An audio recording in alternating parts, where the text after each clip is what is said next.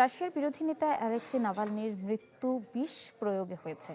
5 ইউরোপীয় দেশের এমন দাবিকে নাকচ করে দিয়েছে ক্রেমলিন।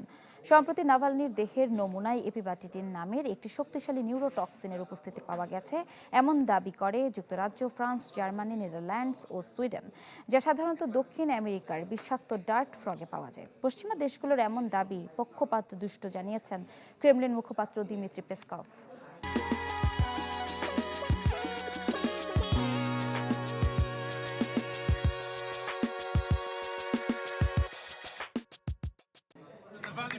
রাশিয়ার বিরোধী দলীয় নেতা অ্যালেক্সি নাভালনির মৃত্যুর কারণ নিয়ে তৈরি হয়েছে নতুন বিতর্ক। ইউরোপের কয়েকটি দেশের দাবি, নাভালনিকে হত্যায় ব্যবহার করা হয়েছে দক্ষিণ আমেরিকার বিষাক্ত ডার্ট ফ্রগ থেকে পাওয়া বিরল টক্সিন।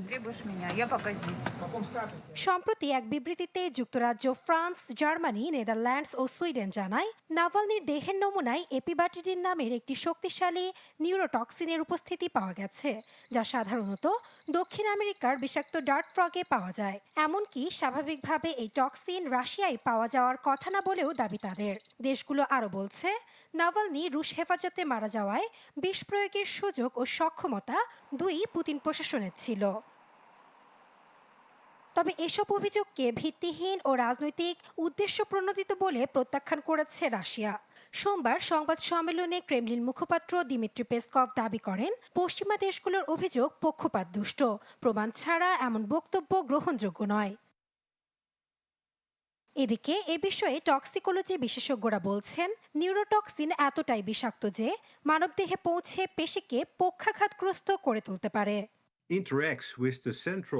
এই টক্সিন শরীরের স্নায়ুতন্ত্রের সাথে মিথস্ক্রিয়া করে, ফলে পেশি পক্ষাঘাতগ্রস্ত হয়ে হৃদযন্ত্র ঠিকভাবে কাজ করতে পারে না।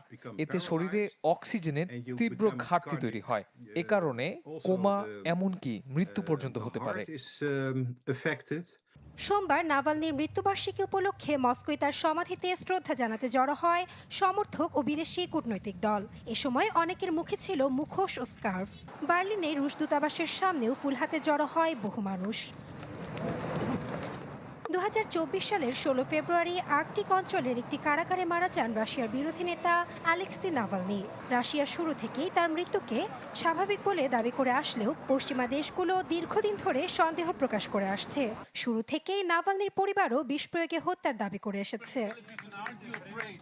নাসরিন আক্তার, চ্যানেল 24।